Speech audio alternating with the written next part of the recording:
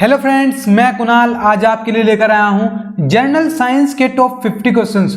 Friends, चाहे आप किसी भी एग्जाम की प्रिपरेशन कर रहे हो, चाहे आप आरआरबी, एनटीपीसी या रेलवे ग्रुप डी या एसएससी के किसी भी एग्जाम जैसे कि एसएससी सीजीएल, एसएससी सीएचएसएल या एसएससी सीपीओ या बैंक के किसी भी एग्जाम की प्रिपरेशन कर रहे हो, तो फ्रेंड्स ये वीडियो आपके लिए काफी ज्यादा हेल्पफुल होने वाली है। फ्रेंड्स, वीडियो को स्टार्ट करने से पहले मेरी आपसे एक रिक्वेस्ट है, यदि अगर आप चैनल पर नए हो तो चैनल को सब्सक्राइब कर लीजिएगा। तो वीडियो को स्टार्ट करते हैं। हमारा पहला क्वेश्चन है, पालक के पत्तों में किसकी मात्रा सबसे अधिक पाई जाती है? पालक के पत्तों में सबसे ज्यादा मात्रा पाई जाती है लोहे की। अगला क्वेश्चन है हमारा, सबसे अधिक तीव्रता की ध्वनि कौन उत्पन्न करता है?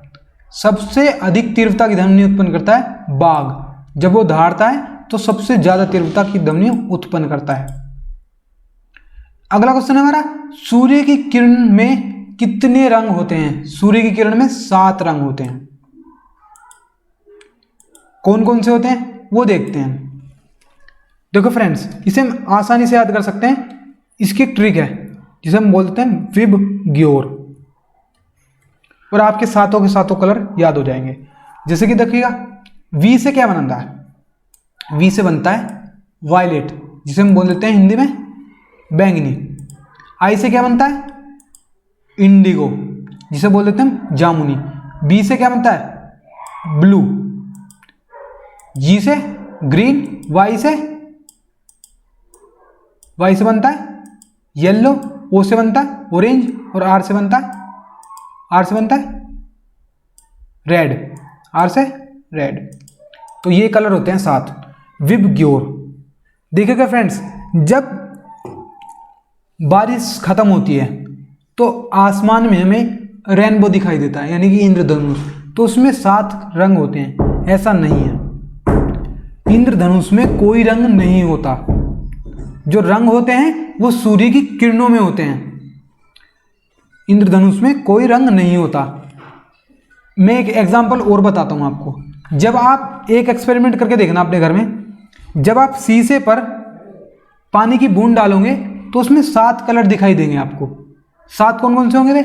ये होंगे विब ग्योर। तो देखिएगा फ्रेंड्स, पानी में कोई कलर नहीं होता, शीशे में कोई कलर नहीं होता, तो कलर होता किस में है फिर? तो कलर जो होता है वो सूर्य की रे में होता है, यानी कि किरण में होता है। तो सूर्य की किरण में प्रकाश, वो 7 रंग होते हैं। जब वे सूर्य की प्रकाश की किरण जो शीशे पर आकर पड़ती है तो वो रिफ्लेक्ट होकर के हमें सातों के सातों रंग दिखा देती है। तो अगले क्वेश्चन पर चलते हैं। अगला क्वेश्चन हमारा, आम का वनस्पति का नाम क्या है? तो आम का वनस्पति का नाम है मैंगीफेरा इंडिका। फ्रेंड्स, हमने साइंटिफिक नेम के ऊपर वीडियो पहले ही बना रखी है, आपको लिंक डिस्क्रिप्शन में बॉक्स में मिल जाएगा, आप उन्हें वहां से जाकर देख सकते हैं। अगला क्वेश्चन हमारा, निद्रा रोग नामक बीमारी होती है, वो होती है ट्रिपेनोसोमा नाम के एक कोशिकीय जीव से। ये जो जीव है ये एक कोशिकीय जीव है, मतलब इसमें एक ही कोशिका होती है। इसमें मात्र एक ही कोशिका होती है। अगला क्वेश्चन हमारा, जब ध्वनि तरंग चलती है तो वे अपने साथ ले जाती हैं, क्या ले जाती है अपने साथ? वे ले जाती हैं ऊर्जा। क्या ले जाती है? ऊर्जा, जिसे हम एनर्जी बोल देते हैं। अगला क्वेश्चन हमारा, टाइपराइटर के आविष्कारक कौन है? टाइपराइटर के आविष्कारक हैं सोल्स।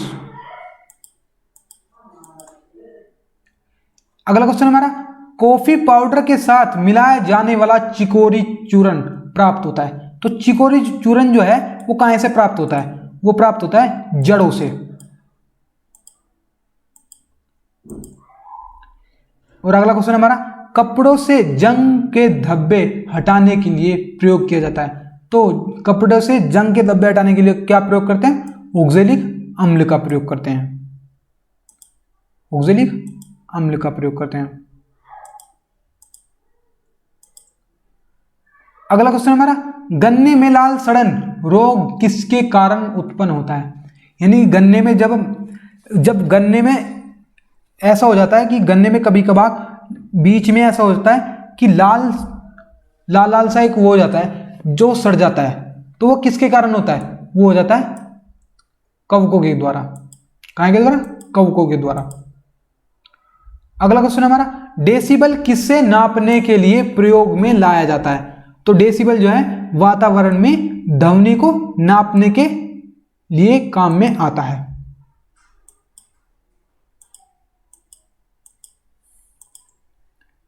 अगला क्वेश्चन हमारा, परमाणु के नाभिक में कौन कौन से कण होते हैं? तो कौन कौन से कण होते हैं? प्रोटॉन व न्यूट्रॉन। क्या कौन कौन से होते हैं? प्रोटॉन और न्यूट्रॉन। अगला क्वेश्चन हमारा, प्रोटॉन की खोज किसने की? तो फ्रेंड्स प्रोटॉन की खोज की रदरफोर्ड ने। अब देखो मैं इसको आपको याद करने की ट्रिक बताता हूं। देखो फ्रेंड्स, परमाणु में कितने कण होते हैं? परमाणु में कण होते हैं 3। कौन कौन से होते हैं? एक तो होता है हमारा प्रोटॉन, एक और क्या होता है? एक होता है न्यूट्रॉन, एक और क्या होता है? एक होता है हमारा इलेक्ट्रॉन। ये तो होते हैं प्रोटॉन, न्यूट्रॉन और इलेक्ट्रॉन। देखिएगा फ्रेंड्स, प्रोटॉन और न्यूट्रॉन जो हैं वो होते हैं हमारे नाभिक में। कहाँ होते हैं? वो होते हैं हमारे नाभिक में। और जो इलेक्ट्रॉन है वो नाभिक के बाहर। अब देखिएगा हम इसे याद करते हैं।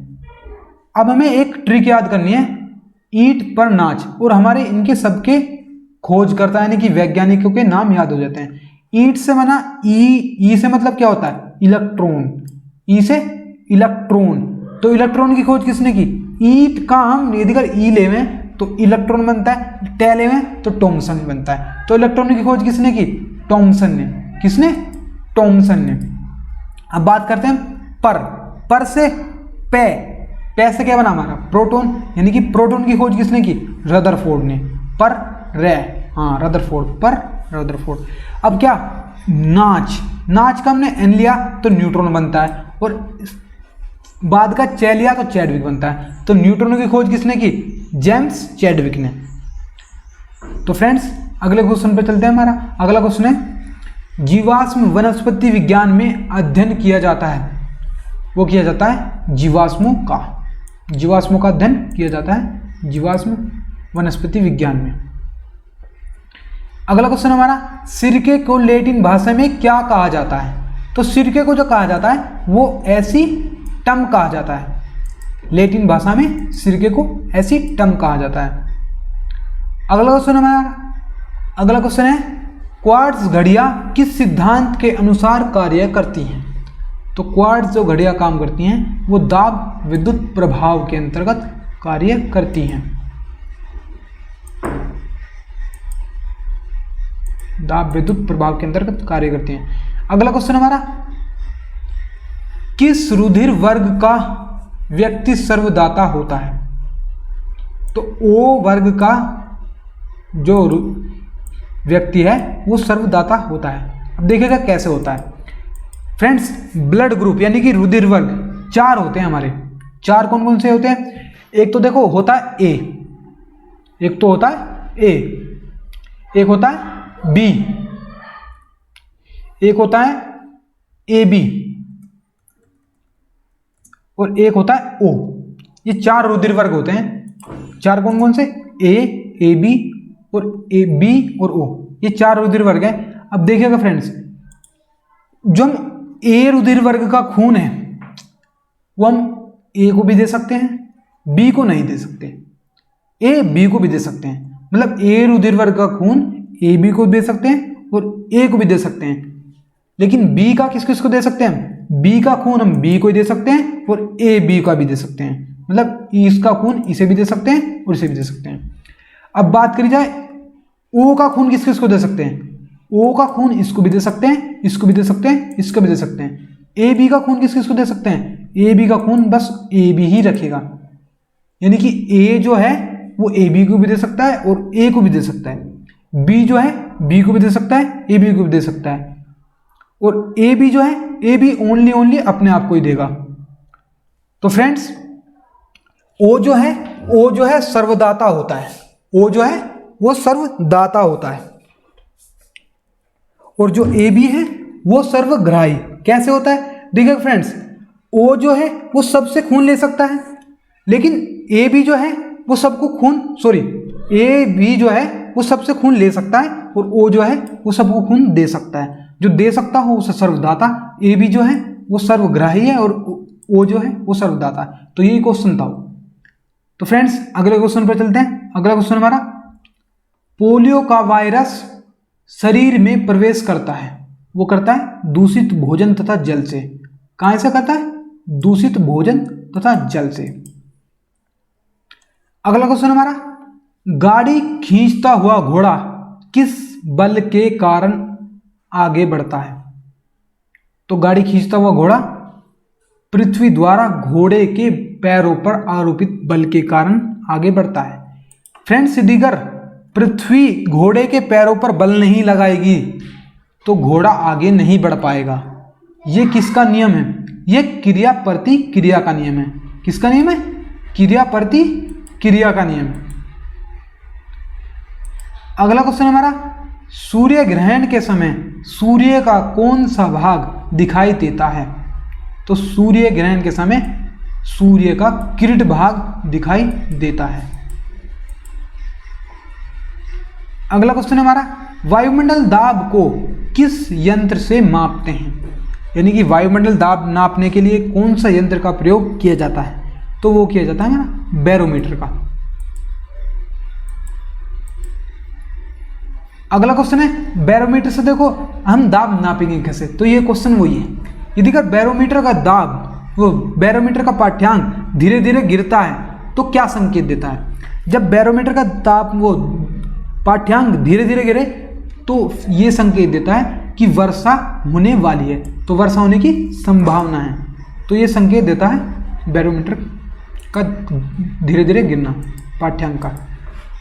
अगला क्वेश्चन हमारा, यदि अचानक बैरोमीटर का पाठ्यांक गिर जाता है तो ये क्या संकेत देता है? देखो फ्रेंड्स, आपको दोनों क्वेश्चन सेम लग रहे होंगे, एक तो ये और एक ये, लेकिन दोनों क्वेश्चन सेम नहीं है।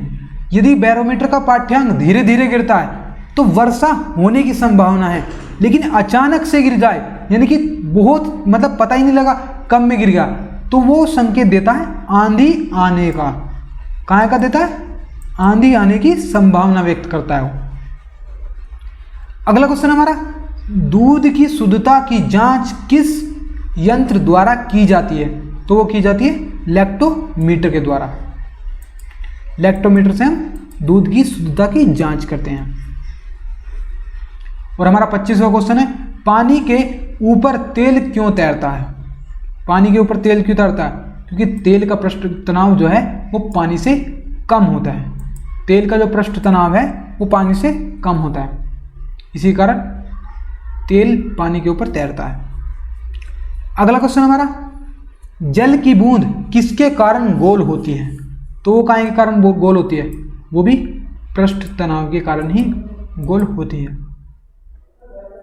और 27वां क्वेश्चन हमारा, समुद्र तल से नीचे जाने पर वायुमंडल दाब पर क्या प्रभाव पड़ता है?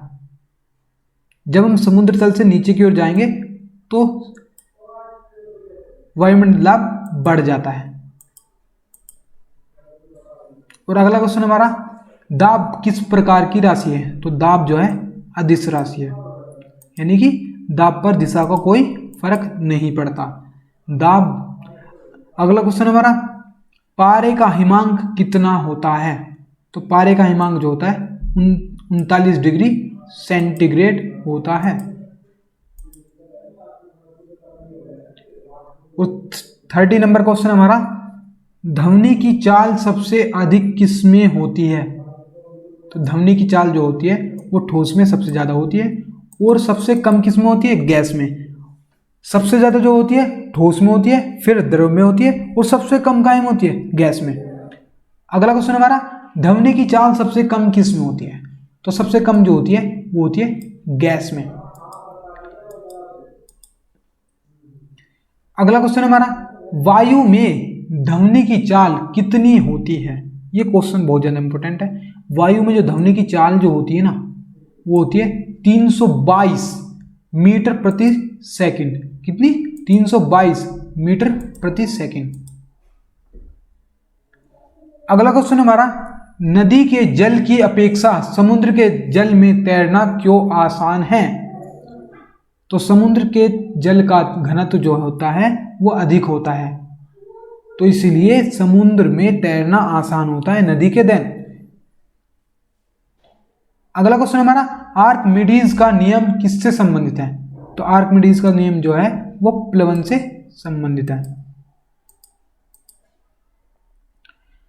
अगला क्वेश्चन हमारा, पानी में लोहे की सुई डूब जाती है लेकिन जहाज तैरता रहता है। मतलब सुई तो इतनी छोटी होती है वो डूब जाती है और जहाज इतना बड़ा होता है वो तैरता रहता है। तो यह किस सिद्धांत पर है? तो यह सिद्धांत पर है आर्किमिडीज के सिद्धांत पर। अगला क्वेश्चन हमारा, आर्किमिडीज किस देश से संबंधित थे? तो आर्किमिडीज जो थे वो ग्रीस से संबंधित थे। और अगला क्वेश्चन हमारा, किसने न्यूटन से पूर्व ही बता दिया था कि सभी वस्तुएं पृथ्वी की ओर आकर्षित यानी गुरुत्वाकर्षित होती है? तो ये किसने बताया था? देखिएगा फ्रेंड्स, जो गुरुत्वाकर्षण की खोज की है वो न्यूटन ने की है ऐसा माना जाता है, लेकिन नहीं, न्यूटन से पहले भी ब्रह्मपुत्र ने, किसने? ब्रह्मगुप्त ने बता दिया था कि सभी वस्तुएं पृथ्वी की ओर आकर्षित होती हैं। अगला क्वेश्चन हमारा, किन तरंगों का तरंग दैर्ध्य सबसे अधिक होता है? किन तरंगों की तरंग दैर्ध्य सबसे अधिक होती है? वो होती है रेडियो तरंगों की। अगला क्वेश्चन हमारा, कार्य का मात्रक क्या होता है? कार्य का मात्रक होता है जूल। क्या होता है? कार्य का मात्रक होता है जूल।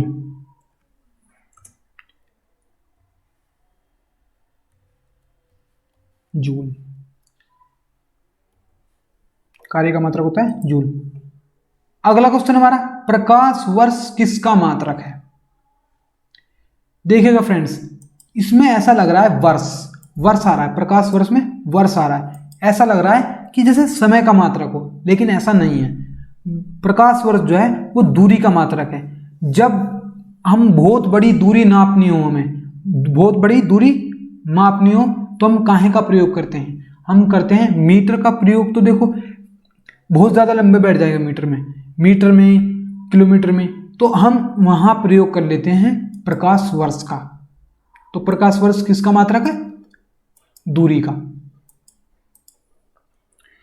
अगला क्वेश्चन हमारा, देशिक संकेतों के लिए कौन सी तरंगों का प्रयोग किया जाता है? तो देशिक संकेतों के लिए प्रासर्वीय तरंगों का प्रयोग किया जाता है। और हमारा 42वां क्वेश्चन है, घड़ी की सुइयों की गति कैसी गति होती है? तो घड़ी की सुइयों की गति जो होती है वो होती है सरल आवर्त गति।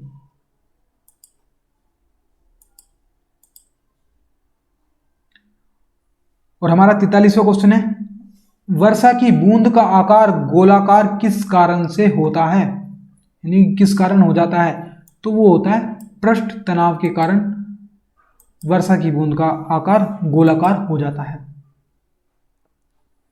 और हमारा 44वां क्वेश्चन है, कपूर के छोटे छोटे टुकड़े जल की सतह पर क्यों नाचते हैं? तो वो भी पृष्ठ तनाव के कारण ही नाचते हैं। और अगला क्वेश्चन हमारा, क्रिकेट की गेंद को किस कोण से मारा जाना चाहिए ताकि वह अधिकतम दूरी तक जा सके? फ्रेंड्स, इस क्वेश्चन में बताया गया है कि हम कितने एंगल से यानी कितने कोण से गेंद को मारे जिससे कि गेंद जो है ज़्यादा से ज़्यादा दूरी पर जाकर गिरे। तो वो एंगल होता है हमारा 45 डिग्री एंगल। जब हम 45 डिग्री एंगल पर मारते हैं किसी गेंद को तो सबसे ज़्यादा दूरी पर जाकर गिरती है। अगला क्वेश्चन हमारा, कितना तापमान होने पर पाठ्यांक सेल्सियस और फ़ारेनहाइट तापमापियों में एक ही होंगे? तो वो होता है हमारा -40 डिग्री पर। दोनों सेम होंगे, यानी कि सेल्सियस भी और फ़ारेनहाइट भी -40 डिग्री सेंटीग्रेड पर, यानी कि -40 डिग्री सेल्सियस और -40 डिग्री फ़ारेनहाइट दोनों सेम ही होंगे। अगला क्वेश्चन हमारा द्रव्यों तथा गैसों में ऊष्मा का स्थानांतरण किस विधि द्वारा होता है?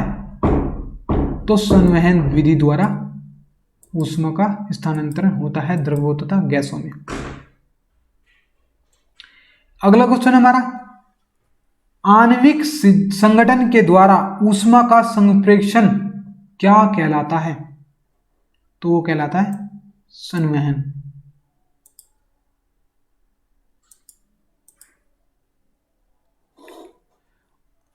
और अब हमारा 49वां क्वेश्चन है, यानी कि हमारा 49 क्वेश्चन है, सूर्य की ऊष्मा पृथ्वी पर किस प्रकार के संचार माध्यम से आती है?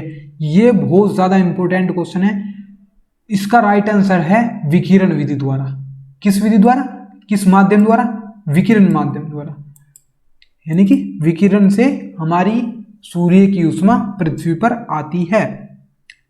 अगला क्वेश्चन हमारा ऊष्मा के स्थानांतरण की किस विधि में माध्यम आवश्यक नहीं है? मतलब किस विधि में माध्यम की आवश्यकता नहीं पड़ती? तो वो है विकिरण विधि में माध्यम की आवश्यकता नहीं पड़ती। फ्रेंड्स, आज के लिए बस इतना ही। यदि अगर वीडियो अच्छी लगी हो तो इसे लाइक कीजिएगा और अपने दोस्तों के साथ शेयर भी कर दीजिएगा। फ्रेंड्स, यदि अगर आप चैनल पर नए हैं तो चैनल को सब्सक्राइब कर लीजिएगा। Thank you for watching this video.